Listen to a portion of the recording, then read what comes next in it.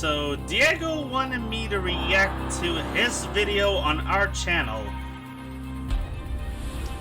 So I'm doing a reaction of our very own content. Oh, here goes nothing, I guess. Also, I just realized if I look like I'm kind of phasing out of reality, that's mostly because I'm wearing a weird shirt that did not go well with the chroma key, but that's all beside the point now. Let's see what we got here.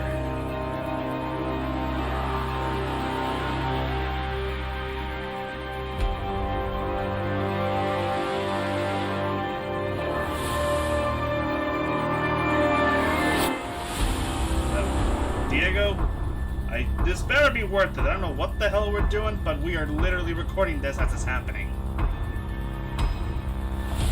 Okay, let's see what happens. So according to science, the way it works is like this. Fourth wall writes me and Normie and all of the variations. We can only move forward in time because we're three-dimensional beings. But fourth wall can move backwards and forwards in time and do whatever he wants. Time is the fourth dimension. Fifth wall is a dimension of probability. He decides what fourth wall is capable of, which means that at the end of the day, fifth wall can decide what fourth wall does and doesn't do. He decides which universes exist and which ones don't. Interdimensional deity is the multiverse itself. He's like a realm of light that travels all the way down the lower dimensions, but we can't interpret it with our own three-dimensional eyes, which means that at any point, interdimensional deity could be dancing behind me naked to some 80s pop song, and I'd never know because I can't interpret it with my brain. Diego, I swear to God, if this is what you want me to see, I'm gonna kill you.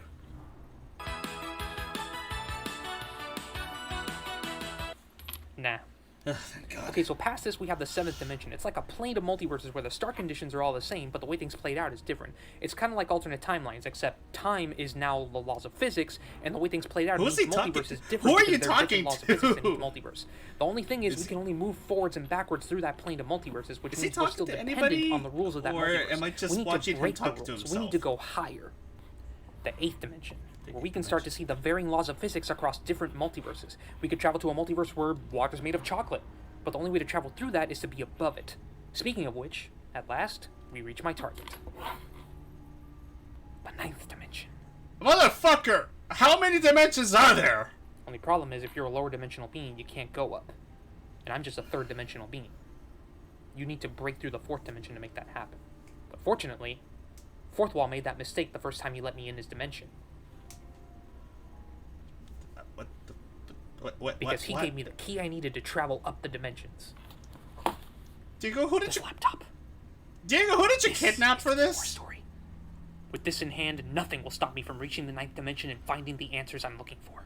I can confront whoever's running the show and I can get him to make sense of this mess.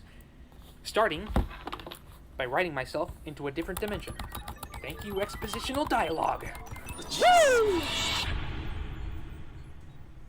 I thought this was a review of Homecoming. What the fuck is going on?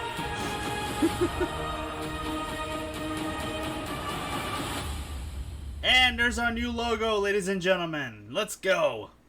Hey guys, what's up? This is Diego here at CinemaGen Reviews. So I'm here today to continue my ongoing series of Spider-Man reviews. Last time we talked about Spider-Man Into the Spider-Verse, and we kind of crossed over two series of mine, my analysis videos and my Spider-Man series. This time we're inching closer to the finish line because we've reached the Tom Holland Spider-Man trilogy, and the first of these installments is Spider-Man Homecoming. Don't know and why before we you continue, waited I should warn you that until just now like to the do it rest of my and not Spider-Man do reviews, this is going to Spider-Verse be heavy later, but okay. spoilers. You have been warned. Okay, here we go. Now, right off the bat, the first thing I have to talk about is how petty Marvel was being when they chose the title for this movie. I mean, Spider-Man Homecoming? God, that's so perfect. Now, if you've been watching this series, you're well aware that Spider-Man is a property that, up until this point, has been controlled exclusively by Sony. And in later years, we really started to see how bad that actually was. At the time of its release, The Amazing Spider-Man 2 received generally mixed reviews and brought in the lowest box office return of all time for a movie that had Spider-Man in it. And because of this, Sony decided to change the direction of the franchise a little bit. But this planning stage was taking way too long, mostly because they had a lot of ideas for where they wanted the franchise to go, but they didn't really know how to execute all of them.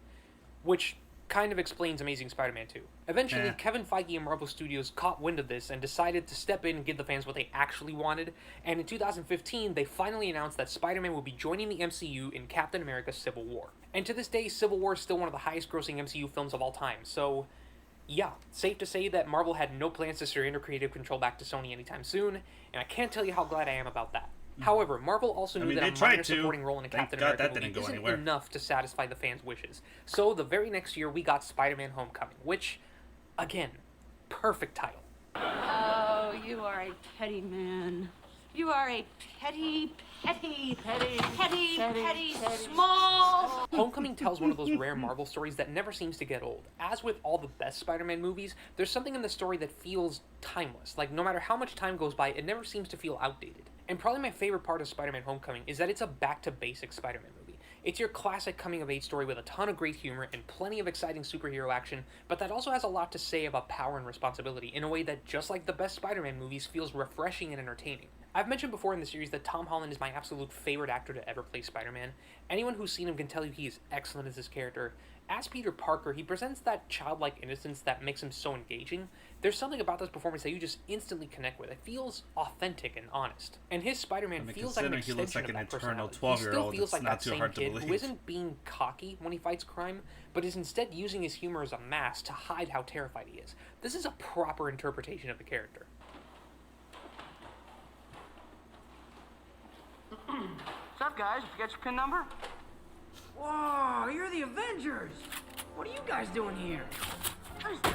Homecoming also features my favorite Spider-Man suit, which is this one right here. Yes, this suit originally made its debut in Civil War, but the reason why this one's my favorite is because it very closely resembles those old-school Alex Ross paintings, right down to the color scheme and like the details like the eyes, but it still has a couple things here and there that make it feel fresh. It's quite simply the perfect live-action Spider-Man suit. Tom Holland isn't the only standout You know he performance in knows this who movie. he's talking about I when he brings up absolutely Alex love his Ross. friendship with Ned Leeds, played by Jacob Batalon. These two have really good rapport in real life, and that translates really well to the screen. Some of my favorite moments in this entire movie are Ned and Peter moments. Dude, what are you doing? She's here, Spider-Man. No, I cannot do this. Spider-Man is not a party trick, okay? Look, I'm just gonna be myself. Peter, no one wants that. Dude. And of course, I can't forget this movie's villain, Adrian Toomes, aka the Vulture, played by the one and only Michael Keaton. Now, what I appreciated so much about this character is he's equal parts an everyman and an intimidating villain. He's someone that you could easily see yourself either casually hanging out with or just running away from in sheer terror.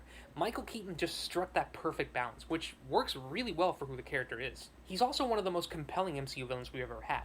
The Vulture was always one of the less popular Spider-Man villains, but they handled him so well in this movie, and I really hope we get to see him again someday. Oh. Morbius. Great. Thanks, Sony.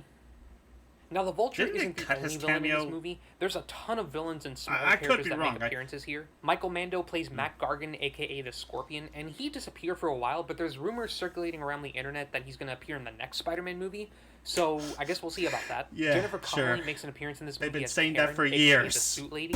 She never came back after this movie, which was a little disappointing. We also have both alter egos of the Shocker, played by Bokeem Woodbine and Logan Marshall Green. I thought they both did a good job. We got Michael Chernus playing Phineas Mason, aka the Tinkerer, and the most notable addition to the Rogue Gallery, Donald Glover has a minor role in this movie as Aaron Davis, aka the Prowler. Now, if you saw my analysis video on Into the Spider-Verse, you know that Donald Glover, the actor, plays a huge role in the history of the Spider-Man character. There was a campaign for him for years to play a black Spider-Man, which ultimately led to the creation of Miles Morales. And there's even a reference to Miles Morales in this movie. I don't want those weapons in this neighborhood. I got a nephew who live here. Is This he was gonna bring quite a up the big deal for deleted us scene? fans of Miles Morales, and I really hope we get to see Aaron Davis come back someday. Oh. Oh, come Wait, on! What? The Hypno Hustler? Sony, why? Even I didn't know that. And of course, this is an MCU film, so you do have Avengers making appearances here.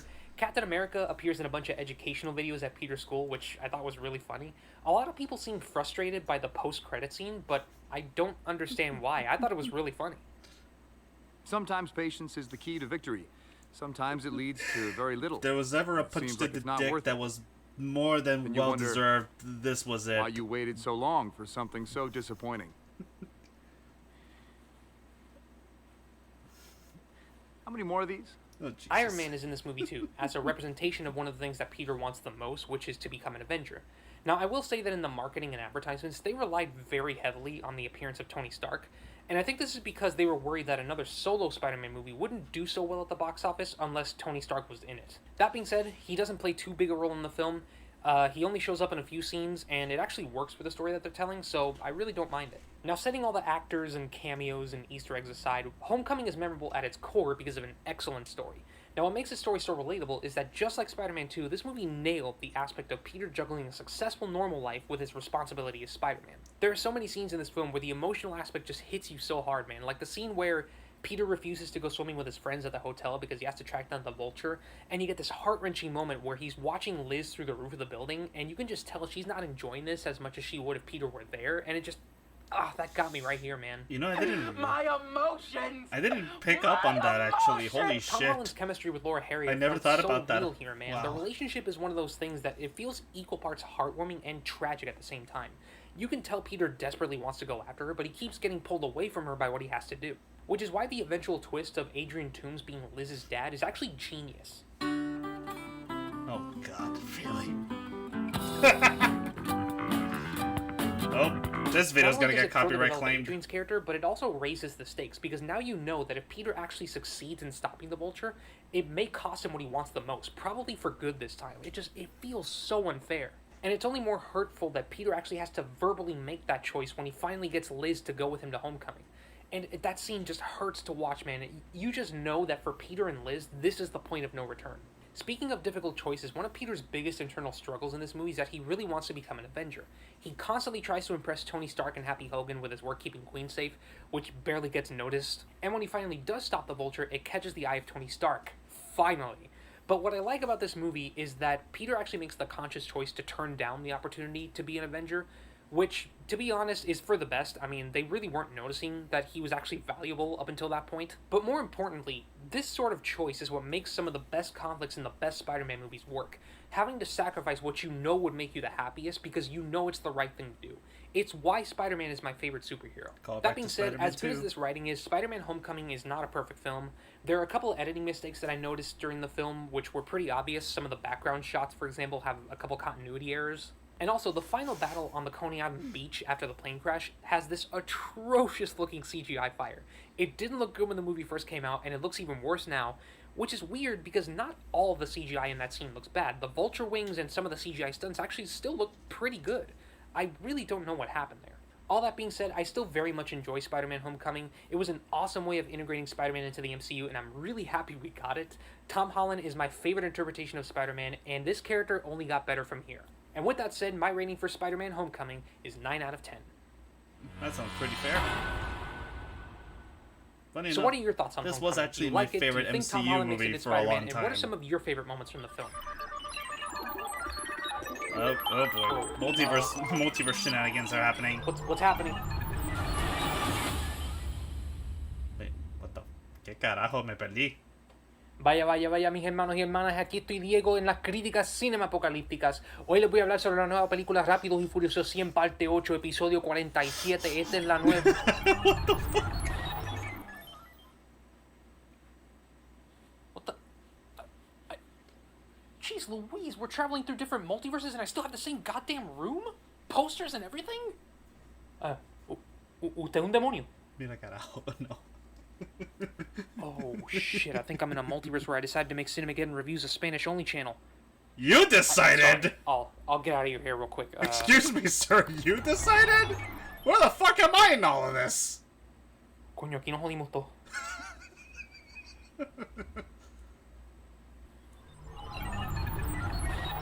Still the same room, I Okay, see. this one's new. Oh god! Hey! No, don't kill me! Don't kill me! I'm not here to kill you, bro. I'm just... Are you the guy in charge? In charge of what? Cinemageddon Reviews? No, I don't even know what that is. Dang it. I don't think I'm traveling in the right direction. I think I'm just exploring my multiverse. I must have hit one where I'm not a filmmaker. Oh, I am a filmmaker. Yeah, I just use AI to make movies. Diego, kill him now. What? AI, it stands for Artificial Intelligence. No, I get it. It's just... You use AI to make movies. Yeah, it's pretty nifty. You want me to show you how it works? Motherfucker. Okay. I was wrong. I am here to kill you. Jesus Christ! Hey, that's a fake gun. Yeah, well, you're a fake filmmaker.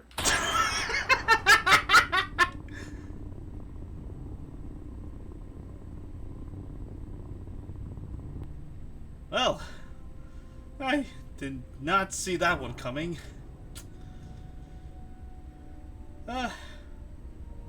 Did we just kill somebody on screen? Looks like we did. Send them again in reviews, ladies and gentlemen. We are officially charged for murder.